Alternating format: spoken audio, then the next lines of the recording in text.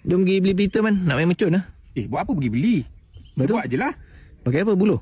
Bukan. Sekarang buluh susah nak cari. Kita buat macam orang lama dulu. Kita buat pakai ni, buah kekabu tau. Buah kekabu tau. Buah kekabu tu ke? Yang kat tangan tu ke? Bukan. Ni betik ni nak masak buah kekabu nanti. Kita buat apa petik? Oh, okey. Taklah, tua lah tu.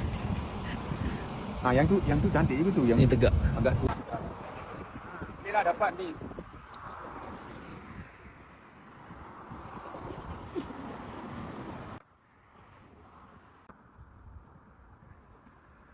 Yang kita ambil tadi tu nak buat apa? Lampu pelita tadi, pelita raya.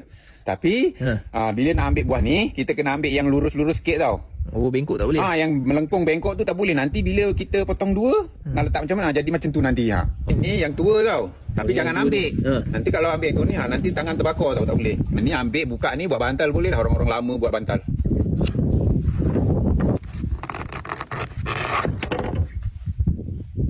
Nak nampak tak ni dalam ni? Ni lah kekabu, ni lah kapas-kapas dia ni.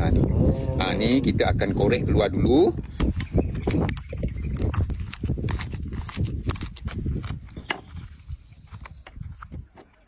Okey, kita korek lebih kurang macam ni dalam dia. Ini dah okey mana? Dah okey dah. Dalam sangat pun nanti susah kita nak ni. Kita yang buang tadi, biji-biji dia ni, kalau boleh kita buang. Kita pilih ambil yang kekabu dia, yang kapas dia ni. Ni lah orang lama-lama buat bantal dulu dengan tilam tu. Bantal kekabu nama dia. Bantal kekabu, tilam kekabu. Ni lah dia orang buat ni. Okey, ni lepas tu kita kumpul nak buat apa ni man? Okey, lepas kumpul kita akan bancuh minyak tanah. Oh, kena bancuh man. Kita letak minyak tanah, bukan bancuh. Okey, kita akan campurkan minyak tanah kat sini. Kasi perap man. Bagi dia minyak tanah ni meresap dekat dia punya kekabu dia ni, dekat kapas dia ni. Faham.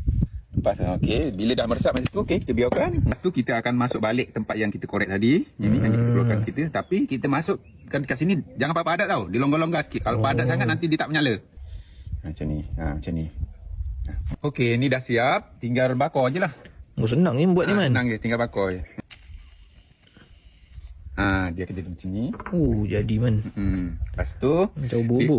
Dia makin lama nanti makin api dia akan makin besar. Ya. Malam lagi nanti nampak terang kalau dah malam.